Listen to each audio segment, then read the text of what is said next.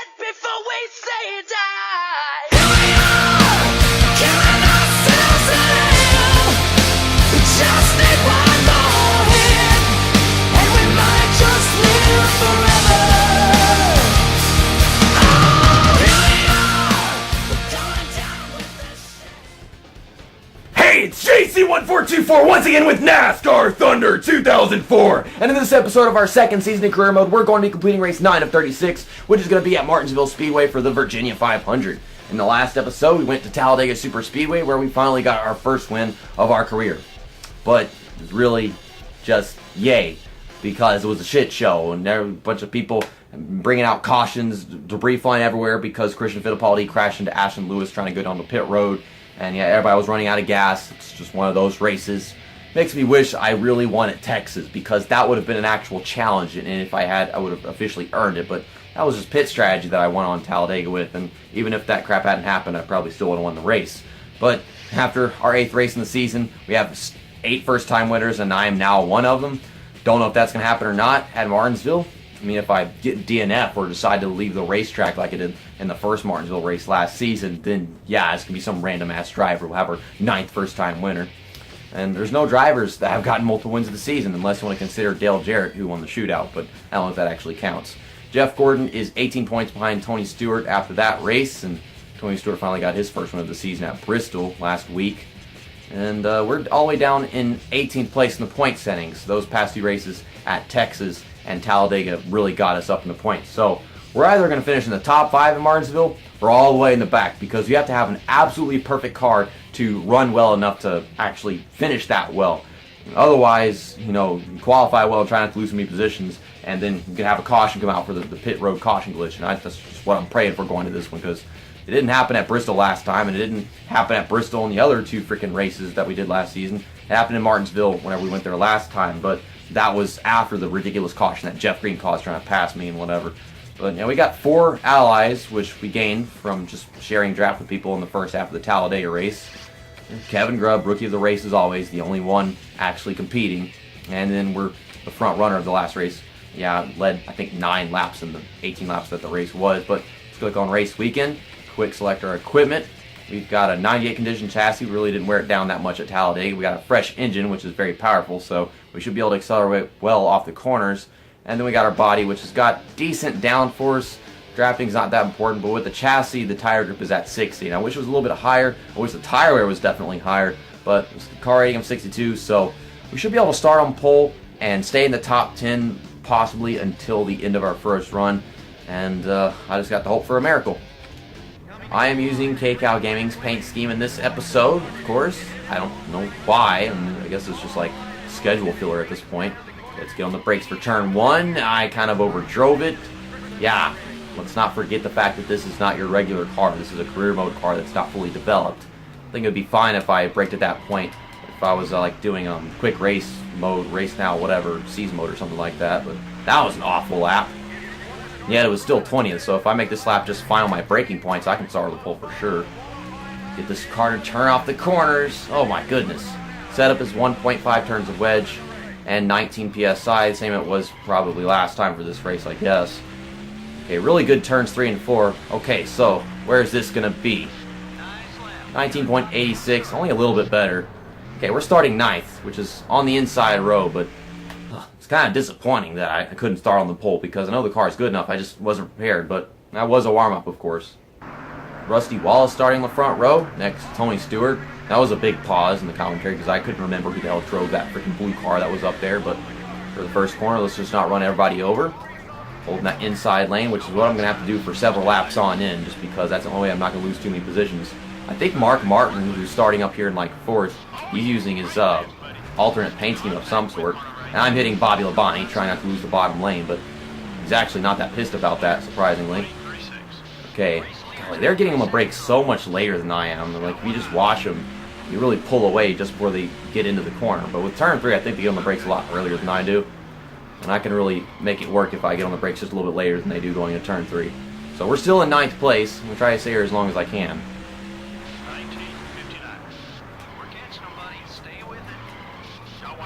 Oh my goodness, Jimmy Johnson. Golly, these dies. It's like NASCAR Thunder 2003 all over again. We're going to do career mode in that game. Just completely freaking go on the outside of tracks like Sears Point or Infinity, whatever they call it, and you can just stick it. But man, the way he did it right there was ridiculous. And then of course I crashed into him because he had to get on the brakes early for turn 3 like they always do. Trying to pull back past Elliott Sadler. There we go. Wish I could have done that with Jimmy Johnson though, but sadly that didn't happen. Over braking the corner, gonna slide up into Elliott Sadler because that's not gonna work, man. I'm dive bombing too hard and out of my own control, to be honest. I don't know how to control my car whenever I'm oversteering and shit like that. Matt Kenseth hitting me by making it 3 wide. Elliott Sadler just keeps trying to pass everybody all at once, so I think that's on him, the 3 wide situation. There's no room up top. My car won't steer going into corners. It's not good enough. Ay. Kevin Harvick in an alternate paint scheme. Everybody's got to use them alternate paint schemes. And I can't get to the bottom going to turn 1, so I'm going to lose a bunch of positions right here. I've slowed down so much, buddy. I'm just still nowhere near the bottom or actually getting down there. Okay, and it looks like David Green overheated. I'm not going to make this corner, so I have to hit Matt Kenseth. He's 40% pissed. Well, that's the end of it for him. You get away from me now. You just go run your race. I think I see Ricky Craven in his Tide bleach paint scheme. And yeah, it is. Very different from his regular one, in my opinion. Okay, let's not run him over into 3. Just something that I'm bound to do.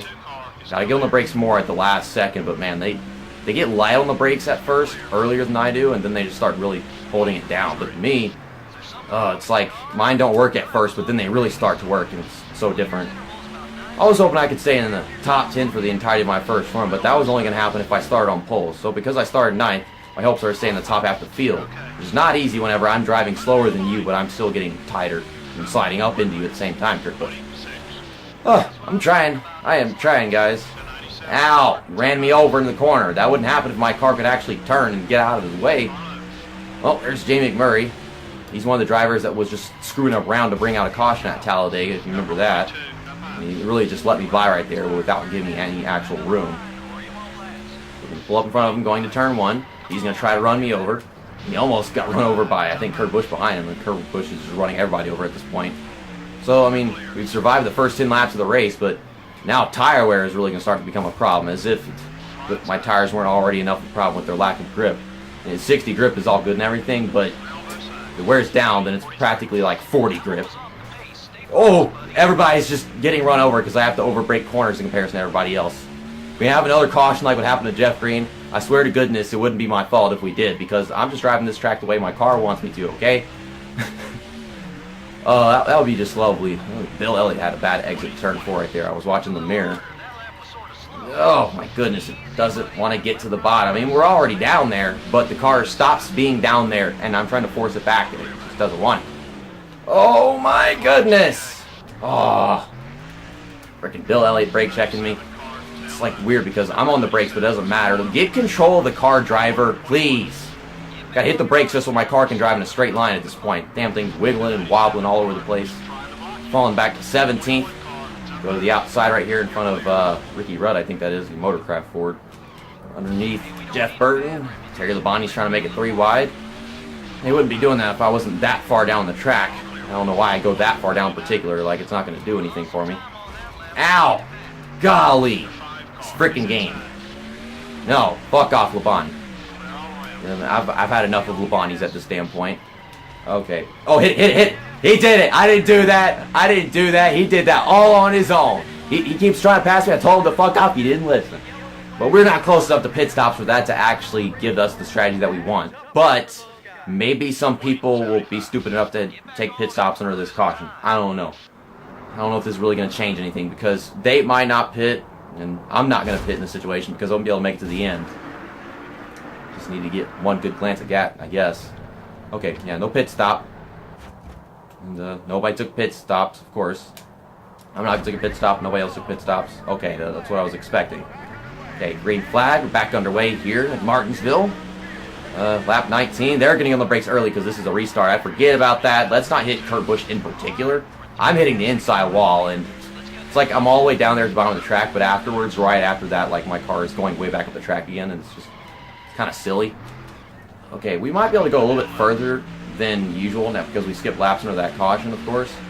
Okay, let's drop in behind Jay McMurray. He's going to freaking brake check me going to turn 1, but keep it under control.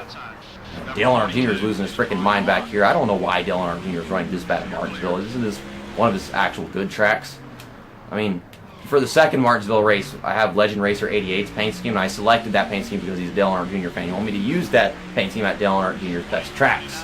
And, yeah, so Martinsville is one of his good ones, and yet he's back here. When you get to the bottom car, Dale Earnhardt Jr., I don't need your help. Maybe I do it a little, but I'm ignorant and I don't want it. Those guys are just pulling away, got so much pressure on me behind.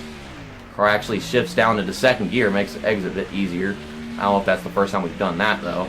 I've probably done it several times before and haven't noticed. Okay, we're in second gear now. I get the run off the corner. I can't turn anymore, so I'm just going to keep on hitting Junior Nation, the most overrated driver in NASCAR history right here. Just keep on driving into him because there's nothing else I can do. I was able to throw a good block on Dale Earnhardt Jr., but along comes Kevin LePage, who's actually, that's not Kevin LePage, that's Stan Barrett. I completely forgot that Kevin LePage retired, my career mode. Yeah, I mean, nobody's going to notice whenever he's gone. And Stan Barrett, he just recently made his return to the Cup Series in NASCAR, but I think he's more noticeable than Kevin LePage. I just didn't even remember. Yeah, his performance isn't something I can really take notice of. We're in 20th place. Pit stops are about to begin. My main goal was to just not fall any further than 20th place because we start 9th, like I said a while ago. I am so sweaty right now. Can we just have one of them freaking cautions and whatever? Don't know. We're going to get it. I need it. I need that caution to come out. I'm not even trying to pass Sterling Marlin. He's just getting on the brakes a lot earlier than me, and I'm getting stuck next to him. And the caution comes out. There we go. Let me guess, who was it? It was Christian Fittipaldi this time, but it could have been Bill Elliott. It's kind of weird because, like, Bill Elliott drives a 9 car and then the same team as Jeremy Mayfield, but whenever it is the 19 car, it's that one right in front of him. And actually, the 19 car was the pit stall behind Christian Fittipaldi. I don't know how it works, but we're going to finally take our pit stop now. We're only going to turn 1. Oh, my goodness. No one's going down pit row with me. I'm in 13th place, though I think I was in 11th before that caution came out, so that's kind of weird. 4 tires, full tank of fuel. I'm going to repair damage because, I mean, as long as I meet the expectation, the 20th place or better, then I'm fine.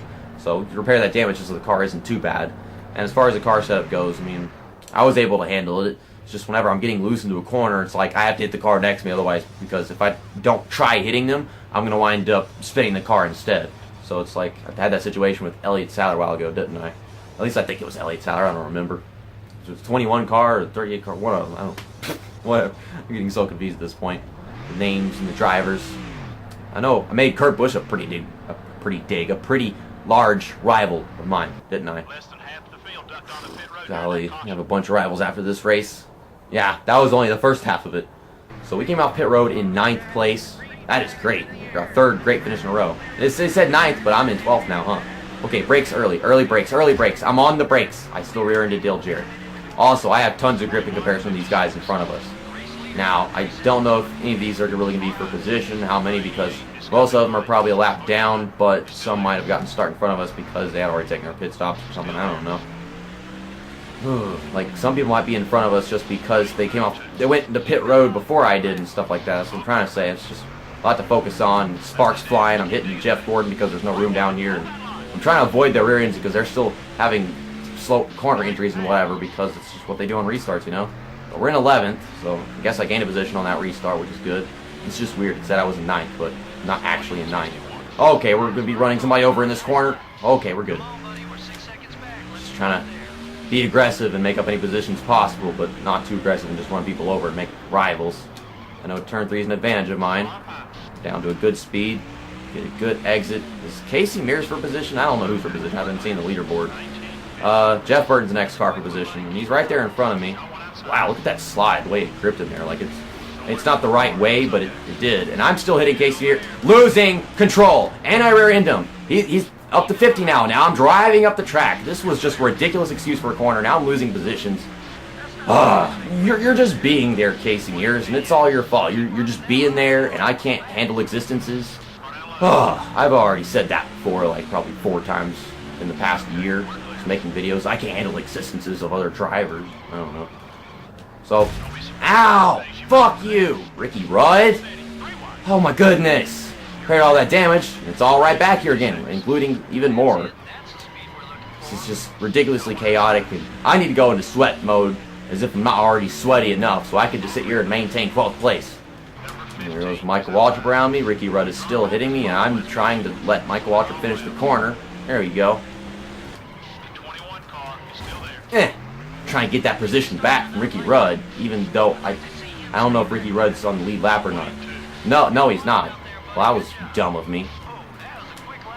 Not getting any grip into turn 1. You're damaging my back end. Doing the same thing last when we came here. I was just crashing into the back of my car. And now I'm in 12th place again, but I didn't pass anybody. Did somebody just go off down the pit road or what? Who's going to make things tough on me? Oh, Jay McMurray. Figures that the driver that's next to me for position was actually pissed off. I just can't remember who I hit and who I didn't hit. Getting everybody just confused. Kyle Petty, that's not necessary. We're already in the center of the damn corner and you're still in the freaking throttle. Just get down to the right speed for 3. I still gotta hit the brakes. I'm trying to be faster in the corners just so I don't get run over, but golly, my car literally can't go any faster than what it already is in those corners. But laps are really starting to tick down. We're already got like 3 left. Or make it 2.5 at this point. Let's do this. Let's get this 12th place finish.